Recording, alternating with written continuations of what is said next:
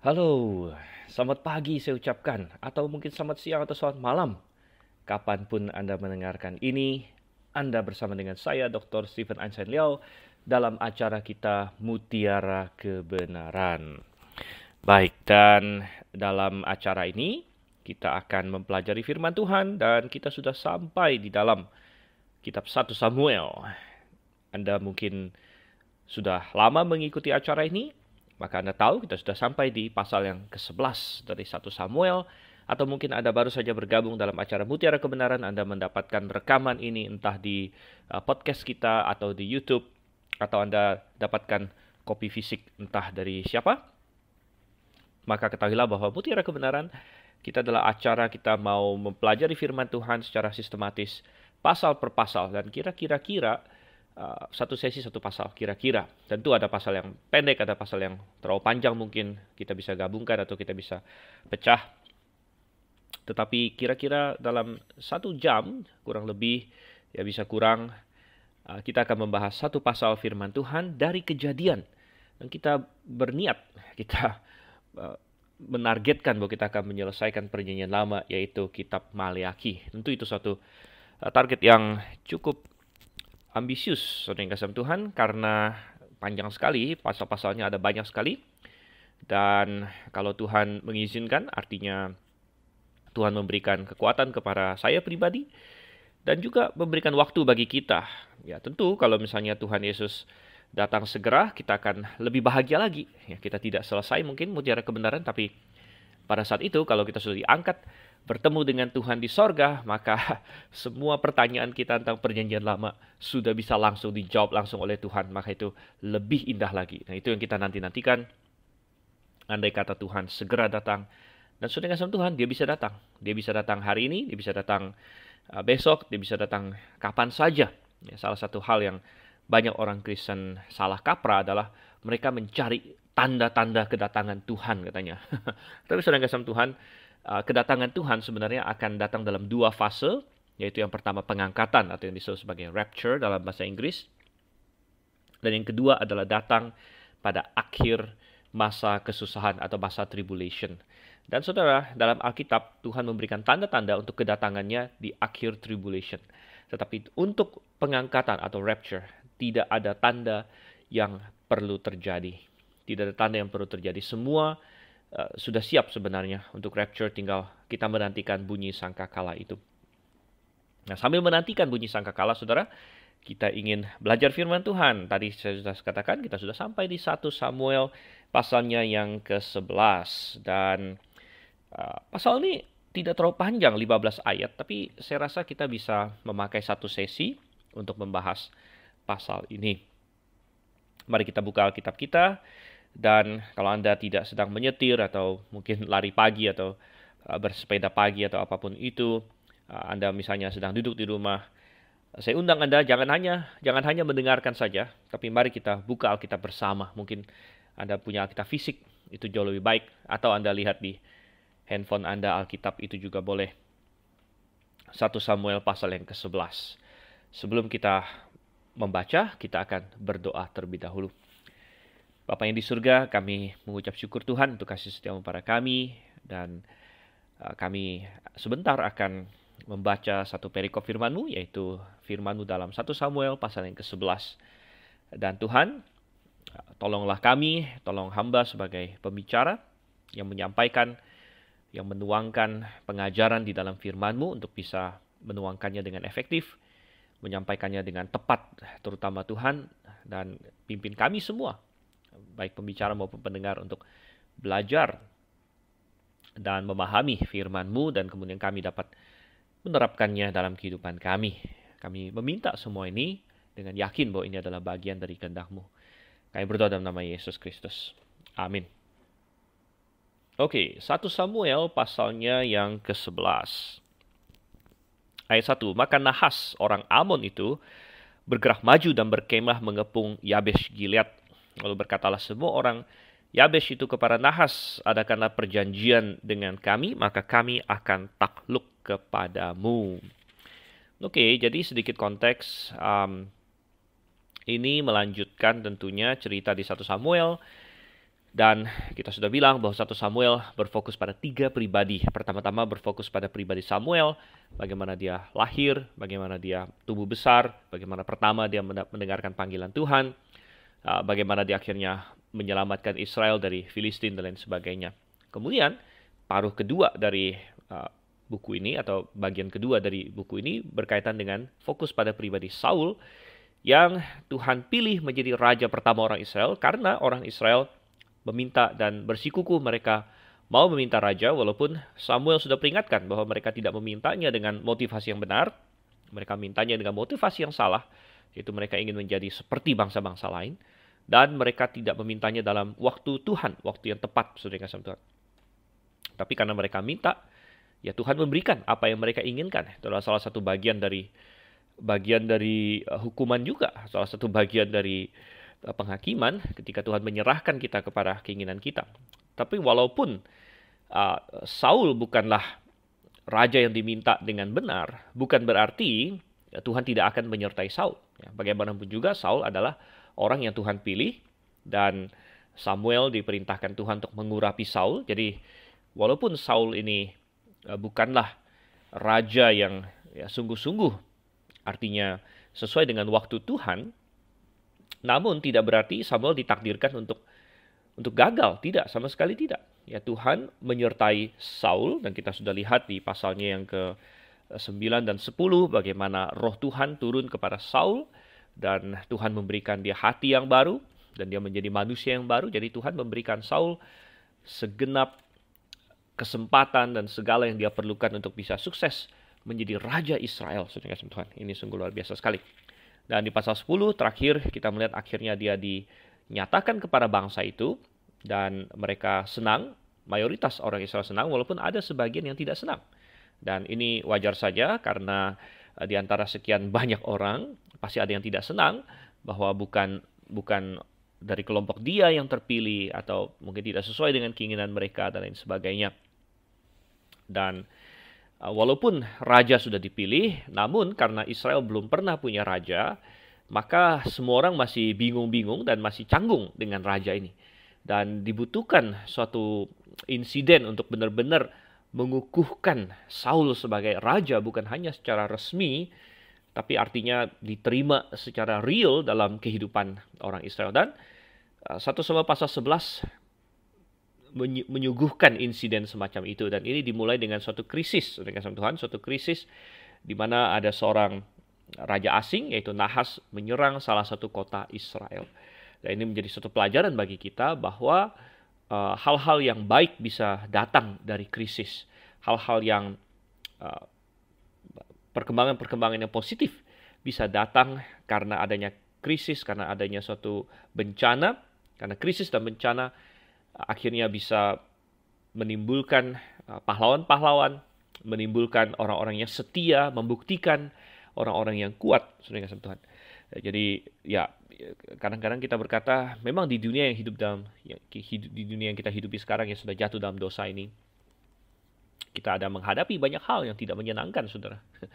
Tapi justru hal-hal itu yang membentuk kita, membentuk orang-orang dan memungkinkan kita untuk maju lebih jauh lagi. Dan di pasal 11 ini kita akan melihat perkembangan dari Saul dan bagaimana akhirnya insiden ini membuat orang Israel menerima dia. Dan krisis ini muncul pada suatu kota yang namanya Yabesh Gilead. Nah, Yabesh Gilead adalah sebuah kota yang tidak terlalu besar memang, tapi dia adalah sebuah kota di seberang timur Sungai Yordan. Kalau Anda masih ingat Israel itu waktu Musa membawa mereka menyeberang Sungai Yordan masuk ke tanah Kanaan, ada sebagian suku yang akhirnya memilih untuk tetap tinggal di sebelah timur Sungai Yordan karena mereka sudah punya wilayah di sana, yaitu suku Ruben, suku Gad, dan juga setengah suku Manasye. Dan akhirnya Musa setelah meminta pertimbangan dari Tuhan mengizinkan 2,5 suku ini untuk tetap tinggal di sebelah timur Sungai Yordan, sehingga wilayah Israel itu ya tentu Kanaan proper adalah di sebelah barat Sungai Yordan. Dan itu tempat tinggal 9,5 suku. Dan kemudian sebelah timur ada 2,5 suku. Yabesh Gilead termasuk yang di sebelah timur. Ya, di sebelah timur Sungai Yordan. Dan karena dia di sebelah timur, maka dia berdekatan dengan wilayah Amon di sini. Dan benar, terjadilah bahwa suatu ketika Nahas, ya, orang Amon itu bergerak maju berkemah mengepung Yabesh Gilead. Dan Nahas ini namanya sendiri cukup menyeramkan karena dalam bahasa Ibrani Nahas itu artinya semacam ular gitu ya, ular. Jadi dia rupanya raja yang cukup bengis, ya, dan dia mengepung, tentunya dia memakai tentara yang besar sehingga orang-orang Yabesh Gilead berpikir bahwa mereka tidak bisa menang di sini.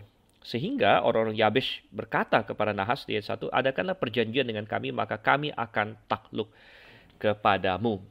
Nah, kenapa orang-orang Yabesh berpikir demikian? Kenapa mereka berkata demikian, saudara kasih Tuhan? Kita bisa lihat dari ini dari dua sisi yang berbeda, ya. Pertama, kita lihat dari sisi manusiawi. Dari sisi manusiawi, mungkin kita berpikir wajar saja orang Yabesh Gilead tidak mau berperang, ya, dan mereka mau meminta takluk kepada Nahas dan meminta untuk mereka bikin perjanjian, saudara kasih Tuhan. Dan karena jumlah pasukan mereka mungkin kalah jauh, jumlah pasukan mereka sangat sedikit dibandingkan dengan yang dimiliki Nahas, sehingga secara manusiawi mereka berpikir, wow, daripada saya mati, daripada saya habis nyawanya, ya, kadang-kadang ya, lalu ada yang bilang lagi, oh, kasihan istri kamu, kasihan anak kamu kalau kau mati dan sebagainya. Kadang-kadang ada yang berkata demikian. Ya. Maka lebih baik kita mengadakan perjanjian saja. Dan mengadakan perjanjian ini mungkin tadinya pikirnya orang-orang Yabesh Gilead adalah bahwa oh, mereka akan harus nanti membayar upeti, mereka nanti harus menyerahkan sejumlah uang, mereka harus setiap tahun bayar pajak atau lain sebagainya. Dan walaupun itu ada hal yang memberatkan, ya, karena bayangkan Anda bekerja setengah mati, kemudian nanti makanan Anda diambil, ya, mayoritasnya kalau bukan semuanya diambil oleh musuh. Ya, tetapi itu masih lebih baik daripada mati langsung, begitu mungkin pikir mereka. Sehingga mereka berkata, adakanlah perjanjian dengan kami, maka kami akan takluk kepadamu. Itu pandangan dari sisi manusia, saudara kasih Tuhan. Tetapi kita bisa lihat juga dari sisi yang lain lagi.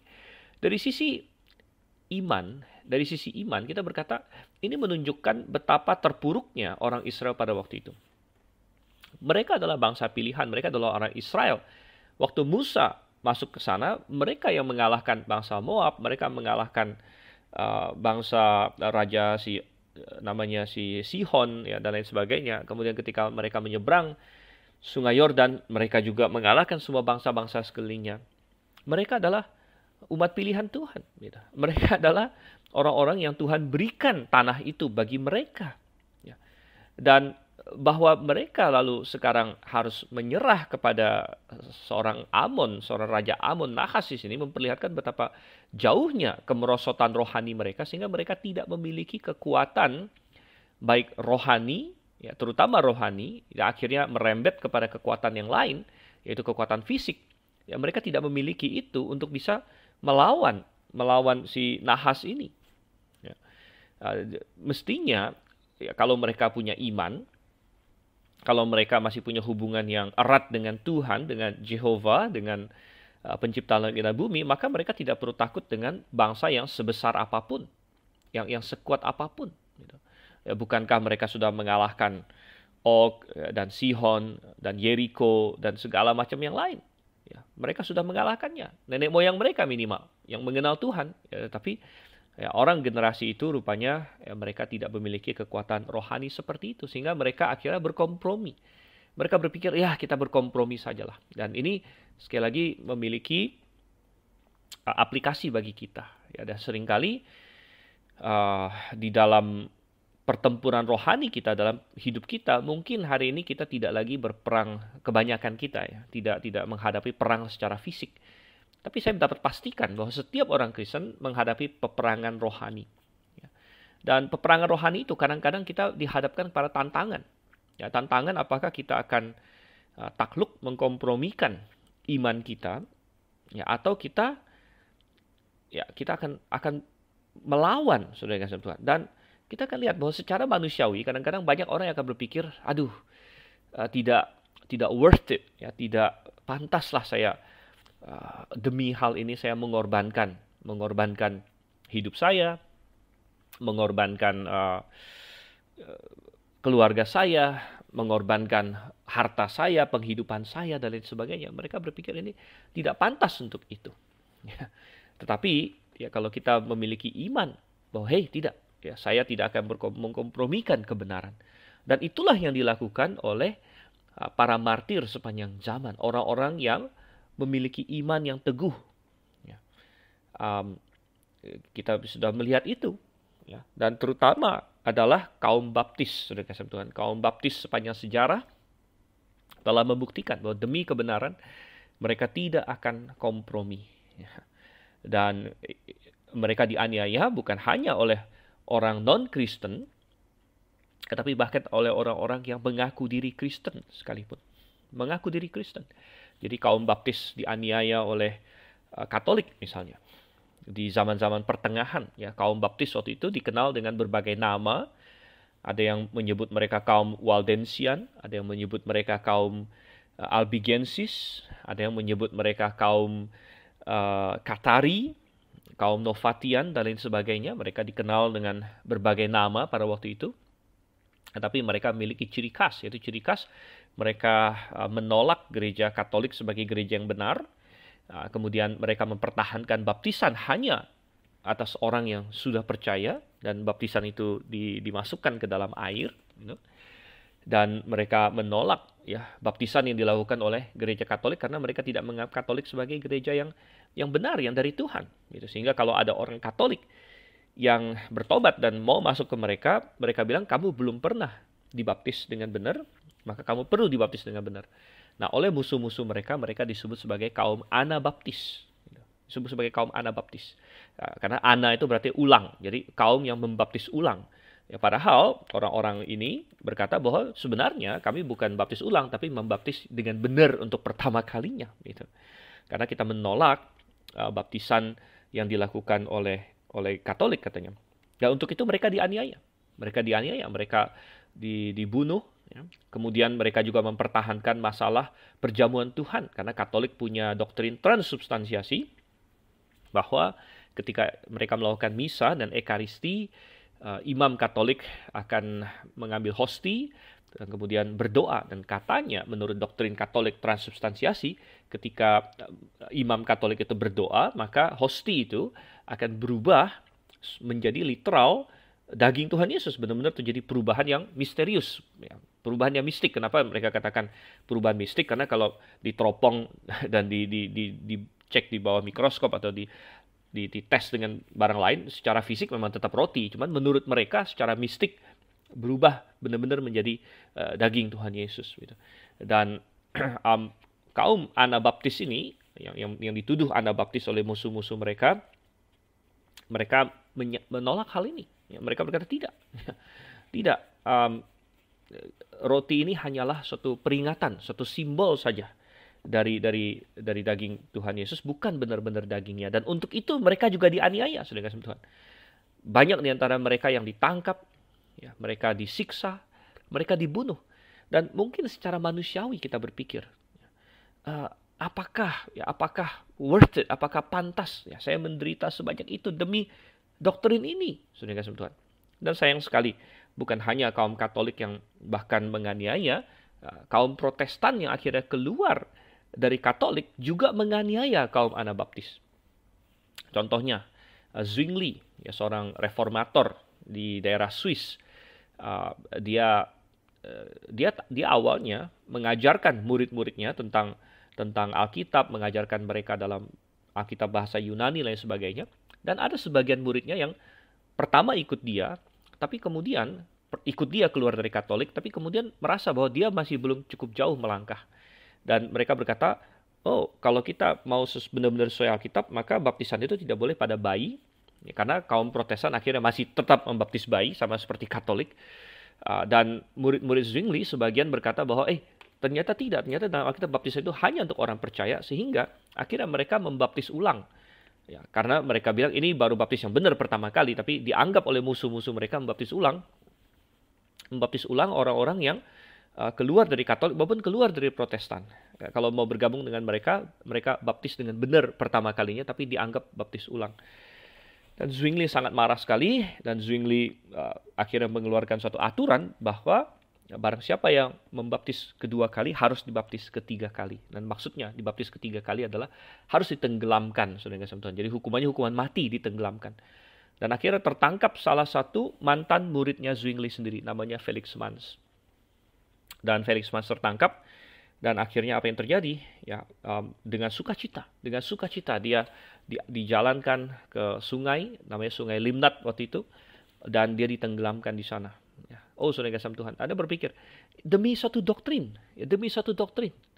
Tapi kita berkata demi kebenaran, maka kita siap. Ya, bahkan ceritanya adalah ketika Felix Manz digiring untuk ditenggelamkan, dia lewat pasar dan di situ ada rumahnya, dan ibu dari Felix Manz yang akan dihukum mati ini berteriak dari jendela untuk menguatkan dia untuk terus berpegang kepada imannya. Oh, saudara kasih Tuhan. Lalu kita kembali ke 1 Samuel pasal 11 di sini kan. Nahas di sini mengepung Yabesh Gilead, dan secara manusiawi ya kita bilang oke, mereka berpikir ya kita menyerah sajalah daripada kita mati. Tapi secara iman kita berpikir kenapa orang Israel mau menyerah kepada orang Amon di sini, ya? Di mana iman mereka, di mana keyakinan mereka bahwa Tuhan beserta dengan mereka dan bahwa Tuhan telah memberikan tanah itu kepada mereka, dan bahwa mereka akan disertai oleh Tuhan dalam peperangan. Gitu. Di mana iman itu? Ya, tidak ada, karena mereka sudah jauh meninggalkan Tuhan. Gitu ya. Oke, kita baca terus ayat yang kedua.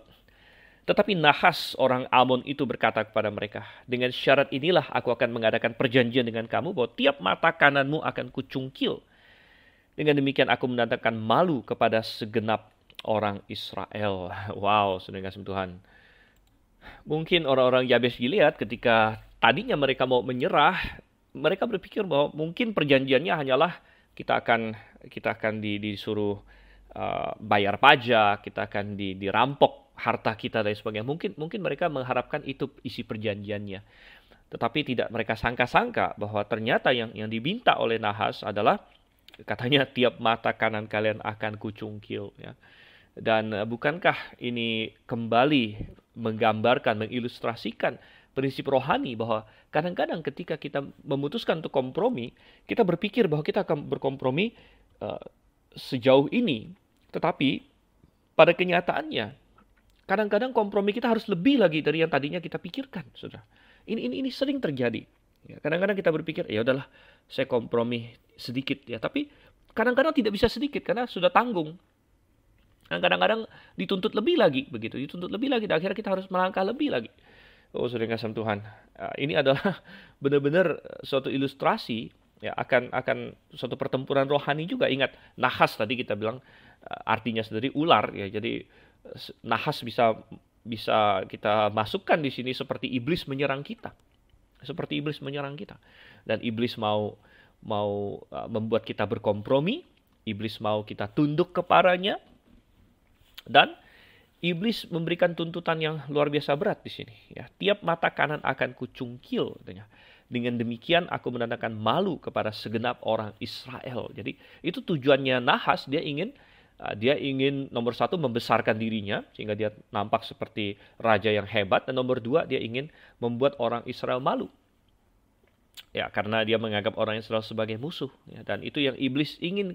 Dia ingin mempermalukan orang Kristen, dia ingin mempermalukan umat Tuhan. Masih ingat ketika iblis menghadap Tuhan dalam kisah Ayub, dan Tuhan berkata, engkaukah sudah lihatkah Ayub hambaku yang setia? Dan iblis sangat-sangat kesal ya bahwa dia gagal membuat Ayub untuk jatuh ya, dan dia sangat senang kalau dia bisa membuat orang Kristen berkompromi, jatuh. Dia ingin mempermalukan orang-orang percaya. Selain itu, ada suatu tujuan praktis lainnya dengan membutakan mata kanan, saudara kasih Tuhan. Jadi rupanya dalam pertempuran zaman dulu ini cukup penting, karena orang zaman dulu bertempur itu bukan pakai pistol tentunya. Ya, kebanyakan orang akan berperang dengan pedang dan perisai kadang-kadang. Ya, dan kalau misalnya seseorang pegang pedang, kebanyakan orang kan tangan kanan akan pegang pedang, tangan kiri akan pegang perisai. Gitu. Dan tangan kiri pegang perisai, maka kita akan cenderung menghadap, misalnya ada musuh datang, kita akan taruh perisai kita di depan kita, pakai tangan kiri. Anda bisa bayangkan ya, perisai pakai tangan kiri taruh di depan kita, dan berarti muka kita, gitu kan, muka kita, pandangan kiri, mata kiri kita itu akan sedikit terhalang oleh perisai yang kita taruh di depan diri kita itu, ya kan? Mata kiri kita sedikit terhalang oleh perisai ini. Sehingga kita sangat mengandalkan mata kanan kita untuk bisa melihat sisi pandang yang satu lagi dan untuk melihat di balik perisai itu. Begitu. Nah, tetapi kalau mata kanannya dicungkil, maka efektivitas dari orang-orang ini untuk berperang akan sangat menurun. Ya, Anda bisa bayangkan, ya, sekali lagi Anda tutup mata kanan Anda, kemudian Anda taruh perisai di depan, maka pandangan Anda akan jadi sangat sempit gitu. Jadi tujuan dari si nahas untuk mencungkil mata kanan adalah untuk membuat orang Israel jadi sulit melawan, sulit berperang. Selain itu, kita diberi Tuhan dua mata itu sangat penting karena itu sangat membantu. Karena kita punya dua mata, ya, maka itu namanya depth perception, atau istilahnya kemampuan otak kita untuk memproses seberapa jauh suatu benda itu sangat tergantung kepada dua mata. Kalau hanya ada satu mata, maka perkiranya bisa meleset. Ya. Tapi kalau ada dua mata, jadi ada dua titik untuk mengkalibrasi kira-kira seberapa jauh suatu barang. Ya, dan ini sangat penting dalam peperangan juga. Kalau ada sulit untuk memprediksikan, misalnya nih ada musuh mengayunkan pedang, ini sudah seberapa jauh pedangnya dari saya, dan Anda sulit memperkirakan itu, maka efektivitas Anda dalam peperangan juga akan menurun. Jadi ini adalah tujuan nahas. Ya, ini adalah tujuan iblis. Kita bisa kembalikan ya, tujuan iblis ya, sama seperti tujuan nahas di sini. Tujuan iblis adalah satu, membuat kita menyerah kepada dia, takluk kepada dia. Dua, membuat kita mengkompromikan prinsip-prinsip iman kita. Ya. Nomor tiga, dia ingin mempermalukan kita, mempermalukan umat Tuhan. Ya. Nomor empat, dia ingin membuat kita sulit untuk melawan dia, menghilangkan kemampuan kita untuk bisa melawan, untuk maju terus dalam iman. Dan yang kelima, dia ingin membutakan kita. Dia ingin membutakan kita. Kalau dia tidak bisa butakan kita sepenuhnya, dia akan coba butakan kita sebagian. Ya, dan itu yang iblis ingin lakukan bagi kita. Oleh karena itu kita harus melawan dia, bukan menyerah kepada dia. Gitu. Oke, kita lanjut lagi ayatnya yang ketiga. Para tua-tua Yabesh berkata kepadanya, berilah kelonggaran kepada kami 7 hari lamanya, supaya kami mengirim utusan ke seluruh daerah Israel. Dan jika tidak ada seorang pun yang menyelamatkan kami, maka kami akan keluar menyerahkan diri kepadamu. Karena tuntutan si nahas yang begitu keras ini, para tua-tua Yabesh tidak menyangka bahwa mereka akan dituntut seperti ini, maka mereka bernegosiasi di sini. Mereka meminta kelonggaran 7 hari lamanya. Dan rupanya nahas mengizinkan hal ini terjadi. Dan mungkin kita bertanya, kenapa nahas mau mengizinkannya terjadi? Ada beberapa faktor. Ya, mungkin nomor satu, nahas sangat yakin bahwa tidak ada siapapun di Israel yang akan menolong orang-orang Yabesh. Jadi rupanya nahas begitu yakin bahwa Israel dalam kondisi yang begitu lemah dan tidak ada persatuan di antara orang Israel, sehingga tidak ada orang yang akan bisa menolong Yabesh Gilead. Ya. Dan selain itu nomor dua, Nahas ingin membuat dirinya semakin tenar, semakin terkenal dan semakin menakutkan bagi orang-orang Israel, sehingga dia mengizinkan orang-orang ini untuk justru menyebarkan kabarnya supaya makin kedengaran oleh semakin banyak orang. Wow, ada raja yang musuh yang sangat berbahaya, yaitu si Nahas ini begitu. Jadi Nahas mengizinkan ini karena dia sangat yakin dia akan menang, ya, dan dia ingin malah menaburkan ketakutan kepada semua orang Israel yang lain. Gitu. Kita baca ayat yang keempat. Ketika para utusan itu sampai di Gibea Saul dan menyampaikan hal itu kepada bangsa itu, menangislah bangsa itu dengan suara nyaring. Jadi Gibea Saul, ya, tentu namanya adalah Gibea awalnya. Ya, belakangan baru disebut Gibea Saul karena rupanya ini adalah kota kelahirannya Saul atau kotanya Saul boleh dibilang, yaitu Gibea. Dan kita masih ingat Gibea, masih ingat ya, di Hakim-Hakim dulu Gibea adalah tempat pernah terjadinya kejahatan yang luar biasa begitu. Ya, di Hakim-Hakim pasal 19 dan di situ ada orang-orang Dursila di Gibea, dan itu adalah insiden perang saudara antara Benyamin dengan 11 suku yang lain, saudara yang kasih dalam Tuhan. Tetapi itu sudah beberapa ratus tahun yang lalu, dan suku Benyamin sudah bangkit, ya. Dan Saul adalah seorang yang tinggal di Gibea waktu itu. Nah, belakangan akhirnya disebut Gibea Saul. Disebut Gibea Saul. Jadi memang kalau suatu kota akhirnya terkenal karena salah seorang yang berasal dari kota tersebut, gitu, makanya kota itu bisa menjadi terkenal. Gitu. Bethlehem adalah kota kecil, tapi belakangan menjadi terkenal karena Daud. Gitu. Nah, Gibea juga menjadi terkenal karena Saul berasal dari sana. Gitu. Dan ketika utusan-utusan dari Yabes Gilead sampai ke Gibea, katanya menangislah bangsa itu dengan suara nyaring. Nah, ini adalah efek yang diinginkan oleh Nahas itu tadi. Gitu. Nahas mengizinkan mereka mengirim utusan supaya justru mendatangkan panik, mendatangkan teror. Ya, jadi terorisme itu bukan barang baru, saudara yang kasih Tuhan. Ya, hari ini kan banyak orang berkata kita melawan terorisme dan sebagainya. Terorisme itu sudah sejak dulu ya, dilakukan oleh bangsa-bangsa terhadap bangsa-bangsa. Ya.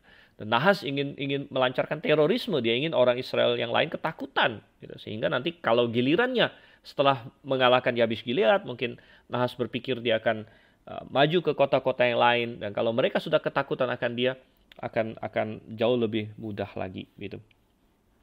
Nah, tetapi tidak stop sampai di ayat 4 ceritanya. Kita baca ayat yang kelima. Saul baru saja datang dari padang dengan berjalan di belakang lembunya. Dan dia bertanya, ada apa dengan orang-orang ini? Sehingga mereka menangis. Mereka menceritakan kepadanya kabar orang-orang Yabes itu. Nah, ini sangat menarik bahwa Saul rupanya barusan dari padang. Barusan dari padang dengan lembu-lembu, sepertinya dia membajak. Dia masih bercocok tanam, saudara kasih Tuhan. Dan mungkin kita bertanya, dia kan sudah dijadikan raja, sudah diurapi dan sudah diterima sebagai raja. Memang benar. Tetapi sekali lagi, Israel belum pernah punya raja, jadi semua orang juga masih bingung. Raja ini mau ngapain, gitu. Dan lagi pula, ya walaupun mereka sudah menerima raja secara resmi, tetapi ya belum ada satu momen di mana mereka benar-benar menerima Saul, begitu. Benar-benar dari dalam hati mereka mau mengikut Saul. Belum ada momen seperti itu. Saul baru dipilih berdasarkan undian, ya, berdasarkan firman Tuhan, ya, tapi mereka belum benar-benar menganggap Saul itu seperti suatu dinasti atau seorang yang royal, begitu. Royal artinya dari keluarga raja, gitu ya. Nah, sehingga Saul di sini dia bercocok tanam, ini hal yang baik. Masih ingat apa yang Samuel katakan kepada Saul di 1 Samuel 10 ayat 7, 1 Samuel 10 ayat 7, apabila tanda-tanda ini terjadi kepadamu, lakukanlah apa saja yang didapat oleh tanganmu, sebab Allah menyertai engkau. Dan kita ada singgung sedikit ini, bahwa kadang-kadang ketika kita bilang, Tuhan aku mau melayanimu, ya, dan kita menyerahkan diri untuk melayani Tuhan. Ada anak-anak muda yang menyerahkan diri untuk melayani Tuhan. Dan kadang-kadang Anda berpikir, Tuhan mau saya ngapain? Gitu. Mungkin kita punya angan-angan, kita punya pikiran, oh saya akan pergi ke sini, saya akan bikin jemaat, atau saya ingin menginjil, saya ingin ke sana, ke sini, lain sebagainya. Mungkin kita berpikir demikian, dan mungkin pada saatnya bisa saja kalau kita punya kerinduan seperti itu. Ya. Tetapi seringkali ada masa-masa persiapan, ya, masa-masa persiapan di mana Tuhan membentuk kita, Tuhan melengkapi kita dengan pengetahuan yang dibutuhkan dan sebagainya. Oleh karena itu, kalaupun kita rindu melayani Tuhan, kita sudah menyerahkan diri kepada Tuhan, lakukanlah apa yang bisa kita lakukan dulu di depan mata kita.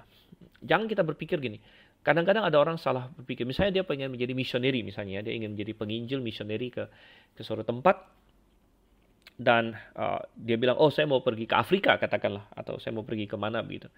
Dan pikir, oh nanti saya tunggu saya di sana baru saya menginjil. Tunggu saya di sana saya baru mau berbuat untuk Tuhan. Jangan, saudara kasih Tuhan. Kalau Anda rindu melayani Tuhan, lakukanlah apa yang bisa Anda lakukan saat ini juga. Gitu. Kita tidak tunggu nanti saya sudah di sana baru saya melayani Tuhan. Tidak.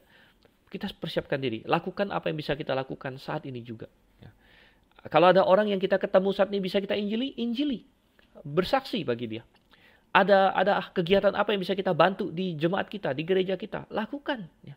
Jadilah aktif. Kuatkanlah saudara-saudara seiman.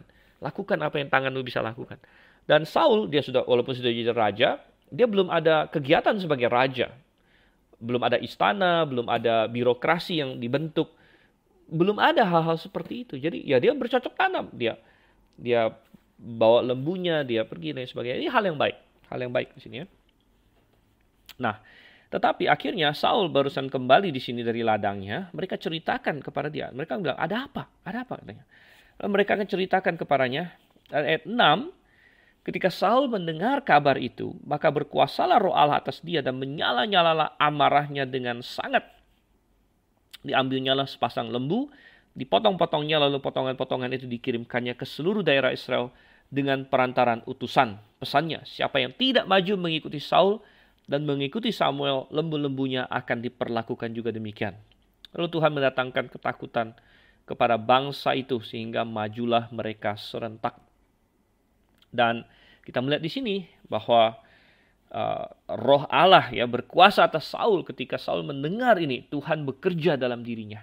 Dan ya memang kita katakan bahwa tidak ada seorang pun yang bisa sukses melayani Tuhan kalau Tuhan tidak bekerja dalam dirinya. Kita memerlukan roh Tuhan, tapi puji syukur kalau kita hidup di zaman perjanjian baru, dan Anda yang mendengar ini, Anda hidup di zaman perjanjian baru, ya kecuali kalau misalnya saya sudah di rapture, Anda ketinggalan, berarti Anda hidup di zaman tribulation. Ya, bisa saja Anda hari ini hidup di tribulation karena saya sudah di rapture, atau pokoknya Tuhan Yesus sudah datang dan Anda mendengar ini di masa tribulation, di masa kesusahan besar, maka ya memang sudah lewat. Tapi hari ini ya, saya, dan moga-moga Anda yang mendengar ini hidup di zaman gereja. Dan di zaman gereja ini, setiap orang yang percaya kepada Yesus Kristus sudah memiliki Roh Kudus. Sudah memiliki Roh Kudus. Dan kita sudah memiliki kuasa dari Tuhan. Ya, luar biasa sekali. Coba perhatikan apa yang Tuhan katakan di Zakaria. Zakaria pasal 4. Ayatnya yang ke-6. Ya, waktu itu Tuhan menyuruh Zerubabel untuk mendirikan bait suci. Nah, Zerubabel bilang, wow, bagaimana mungkin? Dulu yang bikin bait suci itu Salomo, raja yang besar sekali dengan segala kekayaan. Sedangkan kita, Zerubabel adalah hanya gubernur yang ditunjuk oleh Persia, di bawah Persia. Tapi Tuhan bilang apa? Zakaria 4 ayat 6, maka berbicara ia katanya, inilah firman Tuhan kepada Zerubabel, bunyinya, bukan dengan keperkasaan dan bukan dengan kekuatan, melainkan dengan rohku, firman Tuhan semesta alam. Ayat 7, siapakah engkau gunung yang besar di depan Zerubabel, engkau menjadi tanah rata, ia akan mengangkat batu utama, sedang orang bersorak, bagus sekali batu itu. Dan Tuhan berkata, dengan roh Tuhan, maka gunung pun akan menjadi sesuatu yang rata. Tetapi ingat bahwa di zaman perjanjian baru, sekali lagi, kalau Anda sudah diselamatkan, Anda sudah memiliki Roh Kudus. Dan kita memiliki kuasa yang luar biasa. Anda boleh buka misalnya di Efesus 1 ayat yang ke-19. Efesus 1 ayat 19. Dan betapa hebat kuasanya bagi kita yang percaya sesuai dengan kekuatan kuasanya. Wow, Anda bisa lihat nih, ada berapa kata di sini. Ada kuasanya disebut 2 kali.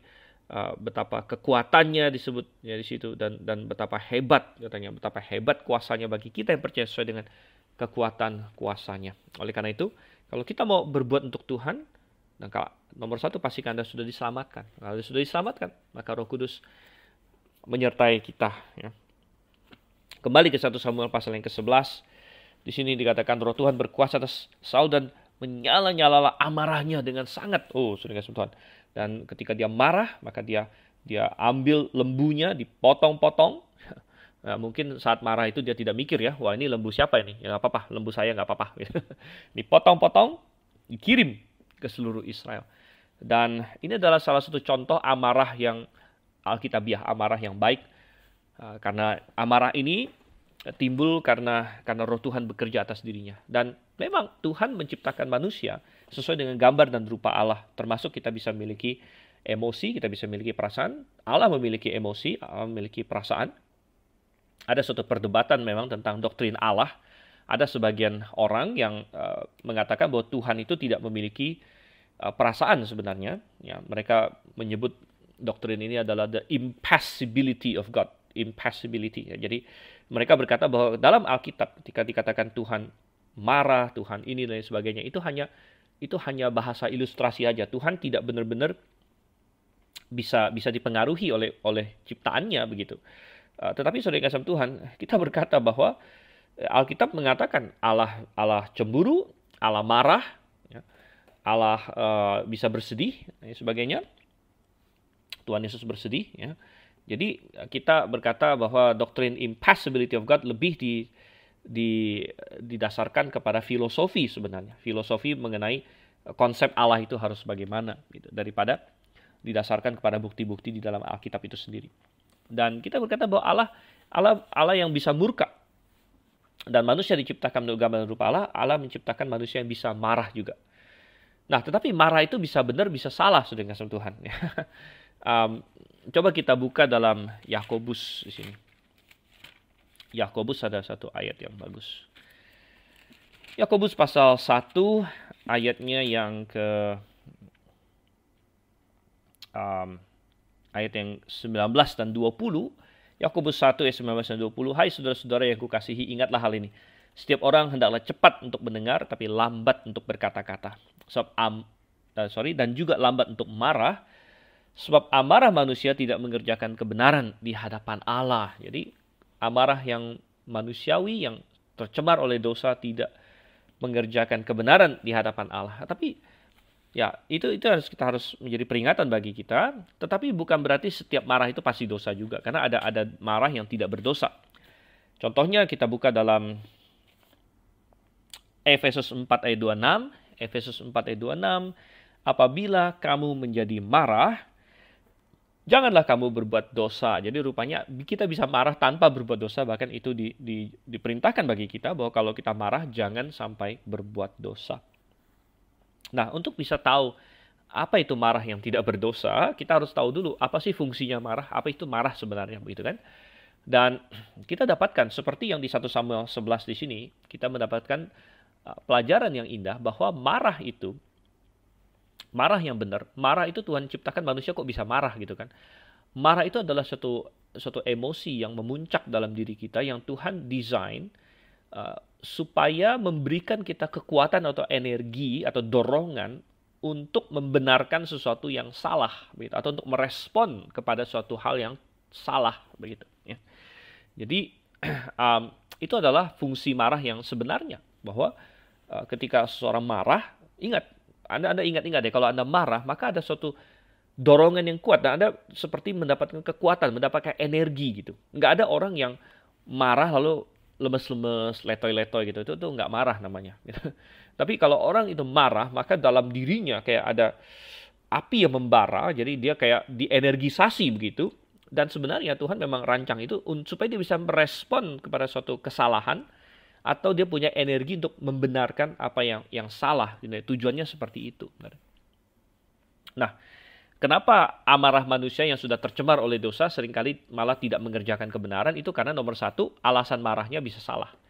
Alasan marahnya salah. Mestinya marah itu adalah ada suatu hal yang tidak benar, lalu kita terenergisasi untuk membenarkannya atau merespon kepada kesalahan ini. Gitu. Tetapi kadang-kadang banyak sekali orang yang marah bukan karena ada suatu hal yang salah, tapi dia marah karena hal-hal yang egois. Misalnya dia marah karena dia tidak mendapat kemauannya, gitu kan? Misalnya seorang anak, dia minta sesuatu, dia menuntut sesuatu, orang tuanya bilang tidak, kamu tidak boleh punya itu. Lalu dia marah. Nah, dia marah di sini tidak benar karena dia bukan merespon pada suatu ketidakadilan, dia bukan merespon kepada suatu kesalahan, tapi dia hanya karena dia tidak mendapatkan apa yang dia inginkan. Nah, ini kemarahan seperti ini salah, sudah kasih Tuhan. Ya. Dan nomor dua, ya, marah bisa tidak benar kalau caranya salah, cara marahnya salah. Cara marahnya salah karena marah itu mestinya adalah untuk menyelesaikan masalah, gitu, untuk mengkonfrontasi ketidakbenaran, untuk membenarkan apa yang salah, gitu. Namun kadang-kadang ada orang yang marah, tapi marahnya itu malah memperburuk keadaan. Marahnya membuat dia malah melukai orang yang tidak bersalah. Ya. Marahnya malah membuat dia mengucapkan kata-kata yang tidak benar dan sebagainya. Ada yang seperti itu. Ya. Dan nomor tiga, kesalahan yang sering terjadi pada manusia yang marah adalah dia berlarut-larut marahnya. Ya. Tidak segera dia selesaikan. Gitu. Dan itu yang dalam tadi Efesus tadi kita nggak lanjutkan. Tapi kalau Anda lanjutkan di Efesus pasal 4, tadi kan kita sudah lihat ayat yang ke-26. Tapi Efesus 4 ayat 26 ya. Apabila kamu menjadi marah, janganlah kamu berbuat dosa, janganlah matahari terbenam sebelum padam amarahmu. Jadi Tuhan tidak ingin orang yang marahnya tidak selesai-selesai begitu. Karena itu berarti dia dia gagal untuk mengkonfrontasi kesalahan itu. Tuhan Yesus adalah contoh pribadi yang marah dengan benar, karena kita tahu Tuhan Yesus tidak pernah berdosa. Namun suatu ketika dia pernah marah, misalnya ketika dia melihat bait suci diperlakukan dengan sangat tidak benar, ya, bahwa bait suci itu malah dijadikan tempat jual beli dan tempat mencari keuntungan, dan Tuhan Yesus marah di situ, dan dia hatinya terbakar, dan dia memiliki energi untuk menunggang balikan dan mengusir para penjual yang tidak benar itu. Gitu. Nah, Saul, kalau kita balik lagi ke 1 Samuel pasal 11 di sini, juga marah dengan benar. Dia melihat betapa tidak benarnya si Nahas, betapa jahatnya dia, betapa buruknya ancaman yang dia sampaikan di sini. Dia marah, dan dia meluap energinya, dan dipimpin oleh Roh Tuhan. Dia potong lembunya, dia kirim ke semua daerah Israel untuk mengumpulkan orang. Ya, dia berkata, siapa tidak maju mengikuti Saul dan mengikuti Samuel. Nah, perhatikan ya, dia masih mengaitkan dirinya dengan Samuel, karena dia tahu bahwa Saul belum ada apa-apanya pada zaman itu, tapi Samuel orang sudah paham. Samuel orang sudah akan ikut. Ya, barang siapa tidak maju mengikuti Saul dan mengikuti Samuel, maka lembunya akan dibunuh. Gitu. Dan Tuhan katanya menggerakkan bangsa itu karena takut akan ancaman itu, dan maju semuanya. Oke, kita lanjut ayat yang ke-8. Ketika Saul memeriksa barisan mereka di Bezek, maka ada 300.000 orang Israel dan 30.000 orang Yehuda. Ya, suatu pasukan yang besar di sini. Dan memang dari zaman dulu Tuhan, apalagi di zaman hakim-hakim ya, Tuhan, Anda berkata bahwa salah satu keuntungan adanya negara atau suatu adanya pemerintahan, ada raja, adalah mereka punya namanya standing army. Artinya apa? Kayak ABRI TNI yang siap sedia gitu kan, prajurit profesional gitu. Nah, Israel di zaman hakim-hakim tidak memiliki prajurit profesional. Tidak ada orang yang kerjaannya cuma prajurit doang gitu, nggak ada gitu. Dan banyak orang menganggap itu suatu disadvantage ya, suatu kekurangan. Anda tidak punya prajurit profesional, bagaimana Anda bisa menang gitu kan kalau ada peperangan. Tetapi sebenarnya Tuhan ingin agar semua orang Israel ketika diperlukan itu akan menjadi prajurit gitu. Mereka akan berperang karena mereka berperang dengan Tuhan, dan berarti setiap orang Israel juga sebenarnya melatih diri, bersiap-siap, siap siaga begitu, siap siaga untuk mempertahankan wilayah mereka, siap siaga. Dan ini bagus sekali ya. Kalau misalnya ada standing army atau prajurit profesional, berarti kan dia harus digaji kan, makanya harus ada pajak dan sebagainya. Anda bisa bayangkan di zaman hakim-hakim itu sangat bagus sekali. Kalau misalnya mereka ikut Tuhan, dalam teokrasi seperti itu, mereka ikut Tuhan dan mereka setia sama Tuhan, itu adalah salah satu masyarakat yang luar biasa. Karena bayangkan, masing-masing orang memiliki tanahnya sendiri, bebas untuk melakukan apapun asal dalam kehendak Tuhan, dalam lingkup hukum Tuhan, tidak perlu bayar pajak sudah, karena tidak ada pemerintah. Tidak ada pemerintah, tidak ada raja, tidak ada prajurit yang harus dibayar. Ya, itu sangat indah sekali. Nah, kita hari ini ya, kita mengucap syukur untuk pemerintah yang kita punya. Ya, tapi kita harus bayar pajak berarti saudara sama Tuhan ya. Kita harus bayar pajak, dan ya memang Alkitab katakan bayarlah pajak kepada orang yang berhak menerima pajak. Ya, tetapi ya kadang-kadang kita bayar pajak pun saya berpikir, aduh ya, kadang-kadang sayang juga rasanya, walaupun kita tetap bayar pajak. Ya, tapi Anda bisa bayangkan di zaman hakim-hakim dulu, mereka tidak usah bayar pajak. Kenapa? Karena tidak ada raja, tidak ada prajurit profesional sekali lagi, gitu kan? Tidak ada birokrasi dan lain sebagainya. Semua orang menikmati hasil tanahnya sendiri. Sebenarnya itu sangat-sangat ideal, asal saja kembali mereka taat kepada Tuhan. Dan ketika ada serangan musuh, ya tinggal semua rakyat jadi prajurit gitu. Semua rakyat jadi prajurit. Dan kita melihat di sini ya, waktu Saul menyerukan 300.000 orang plus 30.000 orang Yehuda. Ayat 9, kepada para utusan yang datang itu dikatakan, beginilah kamu katakan kepada orang-orang Yabesh Gilead, besok pada waktu panas teriknya matahari akan datang bagimu penyelamatan. Ketika para utusan kembali dan memberitahukan hal itu kepada orang Yabesh, bersukacitalah mereka. Wow, kita tidak bisa membayangkan ya, bagaimana orang Yabesh pastinya stres selama 7 hari. Siapa yang akan menyelamatkan mereka? Apakah mereka akan dibutakan dan sebagainya. Ayat 10. Lalu orang-orang Yabesh itu berkata kepada Nahas, besok kami akan keluar menyerahkan diri kepadamu. Maka bolehlah kamu lakukan terhadap kami apapun yang kamu pandang baik. Jadi dari stres tadi itu berubah menjadi sukacita yang luar biasa. Dan mereka menjawab nahas dengan sedikit tipu muslihat, walaupun mereka tidak berbohong. Ya, mereka tidak berbohong. Jadi mereka tentu tidak nyatakan, "Woi, kami sudah punya penolong," gini. Enggak ya. Mereka hanya berkata, "Oke, besok kami akan serahkan diri. Bolehlah kamu lakukan apa yang kamu pandang baik," gitu. Juga tidak berbohong di sini, ya, walaupun tidak menyatakan kepada dia persisnya apa yang akan terjadi. Ayat yang ke-11, keesokan harinya Saul membagi rakyat itu menjadi 3 pasukan. Mereka itu masuk ke tengah-tengah perkemahan musuh pada waktu kawal pagi dan memukul kalah orang-orang Amon sebelum hari panas. Dan terserak-seraklah orang-orang yang lolos itu, sehingga di antara mereka tidak ada tinggal 2 orang bersama-sama. Ya, dan salah satu tujuan lain orang-orang Yabesh tidak memberitahu Nahas tentang pertolongan, ya tentunya ya mereka nggak akan sebodoh itu ya kasih tahu Nahas bahwa ada pertolongan, tapi mereka pura-pura mau menyerah juga untuk membuat Nahas dan pasukannya lengah dan tidak bersiap-siap, sehingga memang benar. Akhirnya pagi-pagi benar, Saul rupanya sudah membagi rakyat menjadi 3 pasukan. Mereka masuk dan memukul, mereka kalah sampai luar biasa, sampai dikatakan tidak ada 2 orang yang bersama-sama, saking kocar kacirnya, saudara. Dan Saul rupanya adalah seorang strategis juga di sini. Dia bisa mengetahui kapan untuk menyerang. Dikatakan mereka masuk di waktu kawal pagi ketika pasukan musuh belum siap.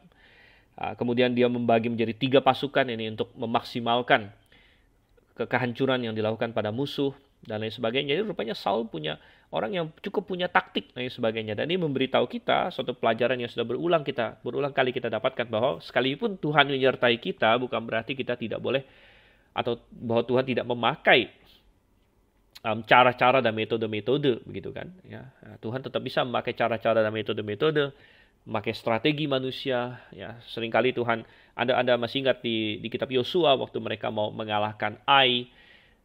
Ingat mereka karena dosa Akan kan, mereka pertama kalah dari Ai, tapi setelah Akan dibereskan untuk mengalahkan Ai, mereka pakai strategi memancing orang Ai keluar, lalu ada yang sembunyi, lalu serang Ai dan lain sebagainya. Jadi Tuhan menyertai kita bukan berarti kita tidak boleh memikirkan strategi, memikirkan cara apa yang paling efektif. Nah, ini benar untuk pelayanan, ini benar untuk banyak hal. Ya, kita berdoa dan kita berusaha. Ora et labora, orang bilang. Ini benar dalam kita bekerja, kita meminta Tuhan berkati saya sebagai orang Kristen, anakmu, saya ingin memuliakan namamu. Saya ingin bekerja dengan baik, ya, dan saya ingin menghasilkan uang untuk mencukupi keluarga saya, untuk memberikan persembahan kepadamu untuk mendukung pelayanan. Tuhan berkati saya, dan sambil berkata demikian, sambil kita bergantung sama Tuhan, tidak ada salahnya juga kita ya menjalankan berbagai strategi, ya tentu strategi yang benar, ya bukan strategi yang melanggar firman Tuhan. Ya, kita mencari bagaimana kita membuat diri kita makin efektif dan lain sebagainya. Itu semua hal yang bisa Tuhan pakai untuk memberkati kita, saudara kasih Tuhan. Dan Saul di sini membagi pasukannya menjadi 3, ya, lalu dia masuk dengan waktu yang tepat, waktu yang dimana kawal pagi itu kan ngantuk-ngantuknya, ya. Ini kawal pagi itu kira-kira ya sebelum jam 6 kira-kira, dan mereka kocar kacir, ya. Kemenangan yang besar sekali. Ayat yang ke-12, lalu berkatalah bangsa itu kepada Samuel, siapakah yang telah berkata, masakan Saul menjadi raja atas kita, serahkanlah orang-orang itu supaya kami membunuhnya. Ini adalah orang-orang yang di akhir pasal 10 yang disebut sebagai orang-orang dursila di situ kan. Mereka menolak Saul, dan sekarang inilah kesempatan, ya. Tadi saya katakan pasal ini adalah kesempatan yang Tuhan berikan agar Saul benar-benar mengukuhkan kerajaan itu. Orang menyadari Saul bukan saja dipilih Tuhan, Saul juga seorang yang punya kemampuan. Dan ini adalah hal yang pelajaran juga, saudara kasih Tuhan, bahwa di dalam kepemimpinan seringkali kita bisa dapatkan kepemimpinan itu, tapi orang tidak akan benar-benar mengikuti kita kecuali kita bisa menunjukkan bahwa memang kita mampu, memang kita memiliki kemampuan, gitu. Memang kita memiliki kapabilitas, gitu. Dan ini Tuhan izinkan ini terjadi untuk menunjukkan bahwa Saul punya kapabilitas. Tuhan menyertai dia, gitu. Dan Tuhan mendatangkan kemenangan kepada Israel melalui Saul. Dan ayat-ayat selanjutnya menunjukkan bahwa Saul memang adalah orang yang memulai pelayanannya dengan baik sekali, ya. Memulai pelayanan dengan baik. Saul mulai dengan baik. Maka di ayat 13 dikatakan, tetapi kata Saul, pada hari ini seorang pun tidak boleh dibunuh, sebab pada hari ini Tuhan telah mewujudkan keselamatan kepada Israel. Dan Saul kembali berbesar hati. Di pasal 10 dia berbesar hati. Waktu orang kritik dia pura-pura tuli katanya situ kan. Sekarang ada kemenangan yang besar. Dia tidak hukum mereka, dia ingin menangkan mereka. Ya, dan ini adalah hal yang baik sekali. Dan ayat 14, Samuel berkata kepada bangsa itu, marilah kita pergi ke Gilgal dan membaharui jabatan raja di sana.